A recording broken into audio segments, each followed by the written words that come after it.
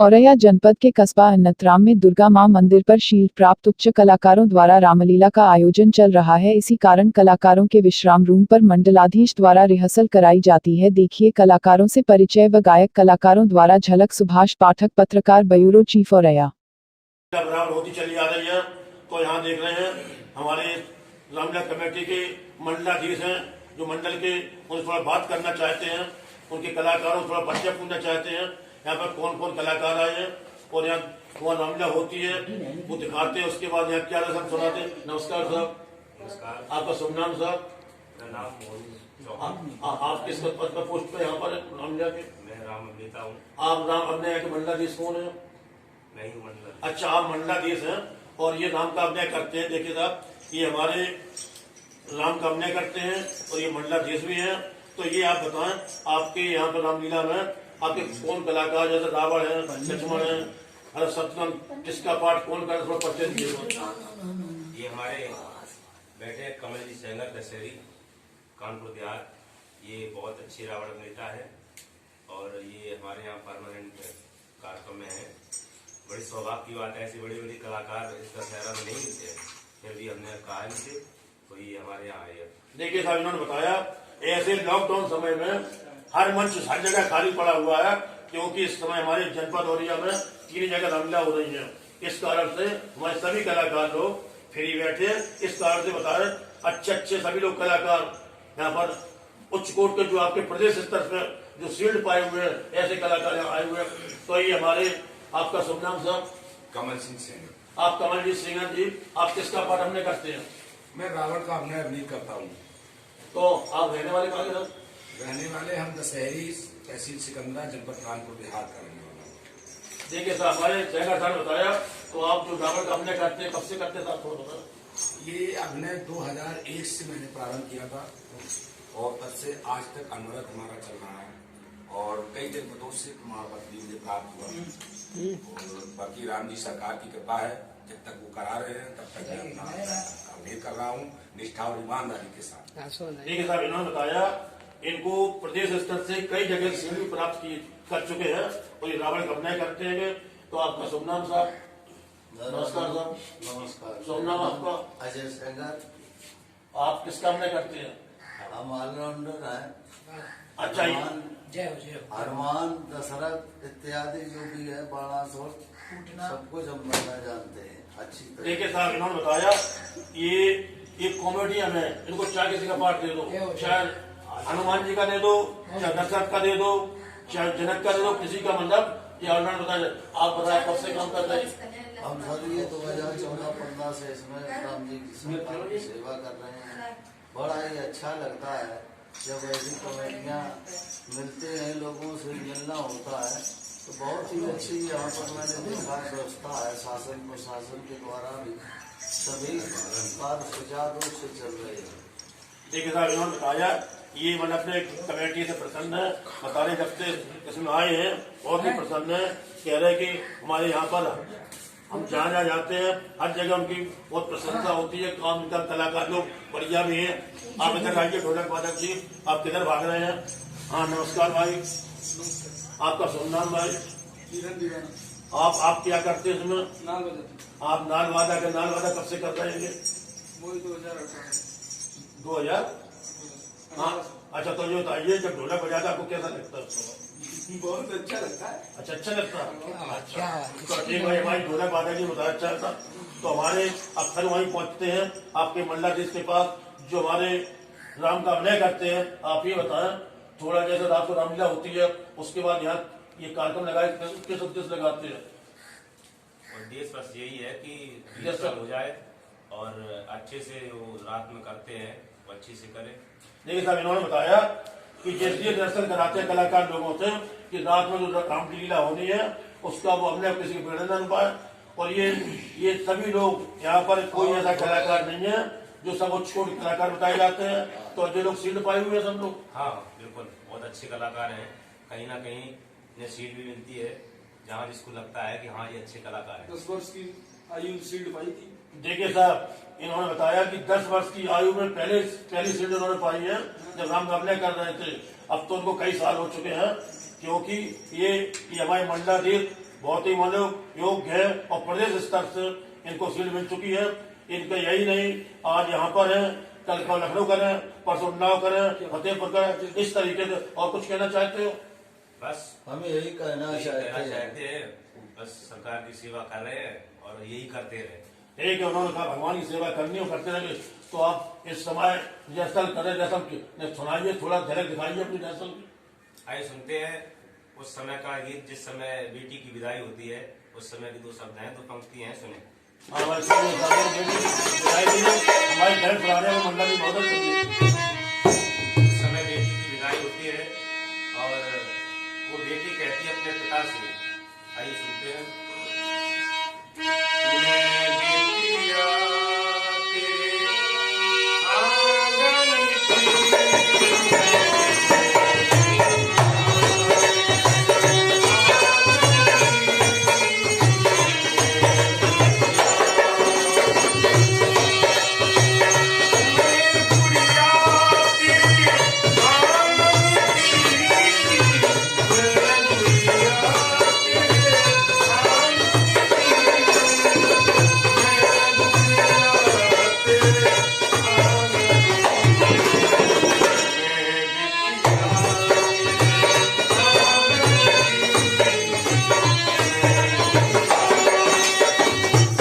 इन्होंने विदाई का गीत क्यों सुनाया है, तो वो मालूम होना चाहिए कि हमारे मुख्यमंत्री महोदय योगी आदित्यनाथ जी है, इस समय पूरे प्रदेश में अभियान चलाया जा रहा है नारी सशक्तिकरण।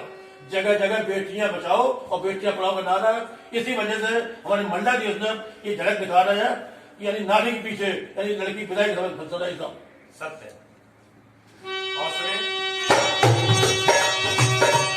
बेटी जब विदा होती है अपने भाई से मिलती है और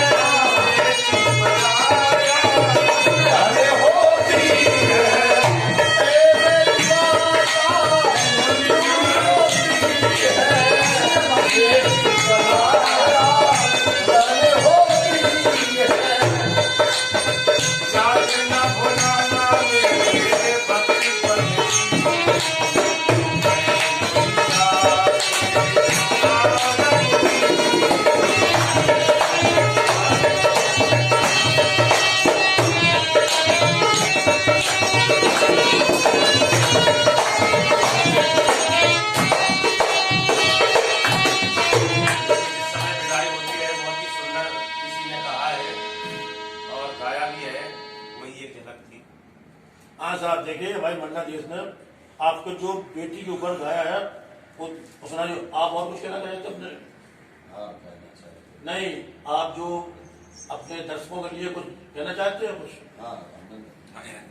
ये कुछ कहना चाहते हैं? हाँ बताइए थोड़ा। सभी दर्शकों के लिए, सभी रामानुगी प्रेमियों के लिए यही कहना चाहते हैं, हमारा मंडल का और कमेटी का, जहाँ तक कि हमारे मंडलाधीश का विषय है, प्रयास यही रहता है, जो भी समय रहता है उसमें हम राम नाम गुण कीर्तन करते रहते हैं, ताकि वो समय की सही उपलब्धि क्या है और समय का कैसे प्रयोग करना चाहिए, तो जो शारीरिक दक्षता होती है उसमें भी सुधार आता है और सभी कलाकारों के जीवन में एक नया निखार भी आता है। इससे संदेश भी अच्छा जाता है और जिस ध्वजा को लेकर हम आगे बढ़ रहे हैं, जिस ध्वजा को लेकर हम आगे बढ़ रहे हैं, धर्म की ध्वजा को लेकर हम चाहते हैं ये अनवरत हमेशा ही उच्च कोट पर, उच्च शिखर पर लहराती रहे। यही मेरा संदेश है। सभी जो भी राम भक्त हैं, राम अनुरागी हैं, उनको सत नमन। जय श्री राम, जय हनुमान। देखिए साहब, इन्होंने बताया कि इनका एक उद्देश्य है कि जो राम का अपना वो करेंगे राम के उसमें मस्त हो जाते हैं। इसलिए इनको आगे बढ़ने के लिए कहीं इनको कोई मुसीबत का सामना न करना पड़े, इसीलिए आदमी राम की लीला कराता है, भगवान के कहीं दुर्गा माता जागरण कराता है। इसी वजह से कराता है कि आदमी का भगत अच्छे स्तर पे आगे ऊपर बढ़े, समाज के एक अच्छी दशा निर्देश बढ़े। क्योंकि आज ये बताया मैडम जी महोदय कि आप आज आपके रामलीला में मतलब आज क्या रामलीला क्या हो गया? रामलीला में आज राम और सुग्रीव की मित्रता, बाली वध और आगे चल करके सीता लंका दहन तक की लीला दिखाई जाएगी। देखिए साहब, हमारे मंडल ने बता दिया जो आज के कार्यक्रम मैंने शब्दों के साथ अपनी बात समाप्त कर लूँ। हाँ, और बताइए साहब। हाँ भाई, आप बताए थोड़ा।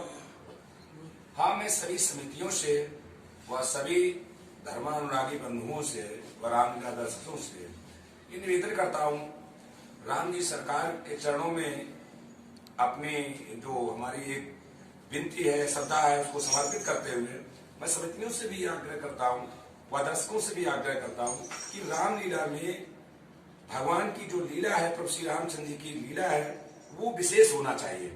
जबकि अन्य जो है जैसे नृत्य है, ये विशेष नहीं है, ये गौड़ होना चाहिए।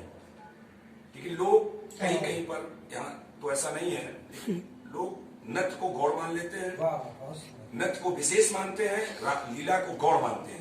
जबकि लीला राम जी की लीला है, हम लोग लीला करने आते हैं। दूसरा, जब घर से आप लोग चलते तो लोग मुझसे कहाँ जा रहे हैं, तो आपके मुझसे एक ही शब्द निकलता है, मैं रामलीला देखने जा रहा हूँ। तो मैं सभी दर्शकों से, सभी धर्मानुरागी बंधुओं से चाहता ये हूँ कि आप रामलीला का भी अवलोकन करें।